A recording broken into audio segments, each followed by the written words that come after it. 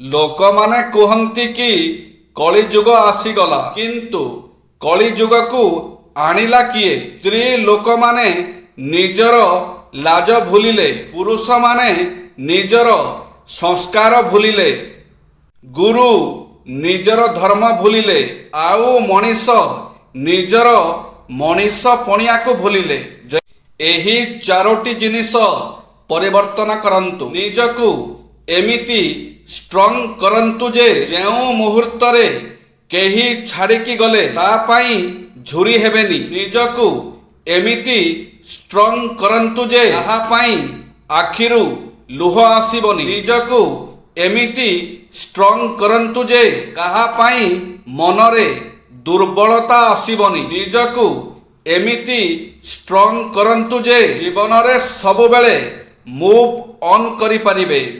Ego ପ୍ରତ୍ୟେକ ବ୍ୟକ୍ତିଙ୍କ ପାଖରେ ରହିବା ଉଚିତ, କିନ୍ତୁ ଇଗୋ ସୀମା ବାହାରକୁ ଚାଲିଗଲେ ତାହା ଅହଙ୍କାରର ରୂପ ନେଇଥାଏ। ଭଲ ପାଇବା ପାଇଁ ଗୋଟିଏ ସୁନ୍ଦର ମୁହଁ ଦରକାର ନାହିଁ, ଦରକାର ଗୋଟିଏ ସୁନ୍ଦର ହୃଦୟ ଓ ବିଶ୍ୱାସ ଭାଙ୍ଗୁନଥିବା ମଣିଷ। ବିଶ୍ୱାସର ଅମାପ ଶକ୍ତି। ଆପଣ ନିୟମିତ ନିଜକୁ କୁହନ୍ତୁ, ମୁଁ ଯେମିତି ନିଜକୁ ଭାବୁଛି ତାଠାରୁ ଅଧିକ ଭଲ, ଅଧିକ ସଫଳ। ଆପଣ ସଫଳତାକୁ ସୌଭାଗ୍ୟ ଭାବନ୍ତି କି? ଆପଣ ସଫଳ ବ୍ୟକ୍ତିମାନଙ୍କୁ ସୁପରମ୍ୟାନ ବୋଲି ଭାବନ୍ତି କି? ମନେ ରଖନ୍ତୁ, ସଫଳତା ଭାଗ୍ୟ ଆଧାରିତ ନୁହେଁ କି କୌଣସି ସୁପରମ୍ୟାନର କଳା କୌଶଳ ନୁହେଁ। ଆପଣ ଯଦି ଭାବୁଥାନ୍ତି ସଫଳ ହେବା ପାଇଁ ଅଧିକ ଶିକ୍ଷାଗତ ଯୋଗ୍ୟତା ବା ଅଧିକ ବୁଦ୍ଧିମତା ଆବଶ୍ୟକ, ତାହା ମଧ୍ୟ ନୁହେଁ। ସଫଳ ବ୍ୟକ୍ତିମାନେ ଅନ୍ୟ ସାଧାରଣ ଲୋକଙ୍କ ସଦୃଶ।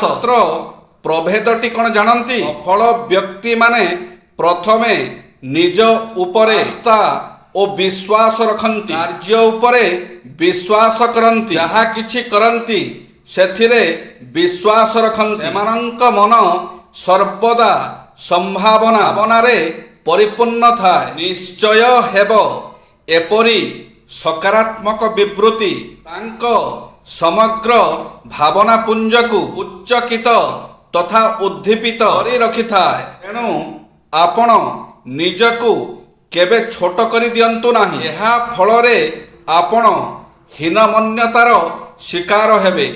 ଆପଣ ଜାଣିଛନ୍ତି ହିଟଲରଙ୍କୁ ପିଲାବେଳେ କେବଳ ନିନ୍ଦା ମିଳିଥିଲା। ସେ ବଡ଼ ହେଲା ପରେ କେବଳ ଯୁଦ୍ଧ ହିଁ ଦେଇପାରିଲେ, କାରଣ ପିଲାବେଳେ ତାଙ୍କୁ ଯାହା ମିଳିଥିଲା ସେ ସେଇଆ ହିଁ ଦେଇପାରିଲେ।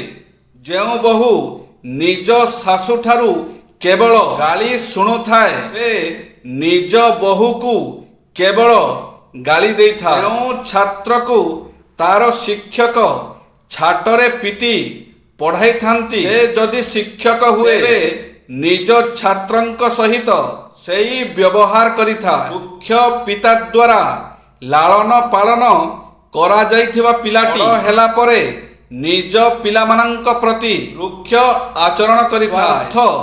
ମଣିଷକୁ ଏତେ ଅନ୍ଧ କରେ ଯେ ସେମାନେ କେବେ ବି ବୁଝନ୍ତି ନାହିଁ ତାଙ୍କ ଜୀବନରେ କେଡ଼େ ମୂଲ୍ୟବାନ ମଣିଷକୁ ହରେଇଛନ୍ତି।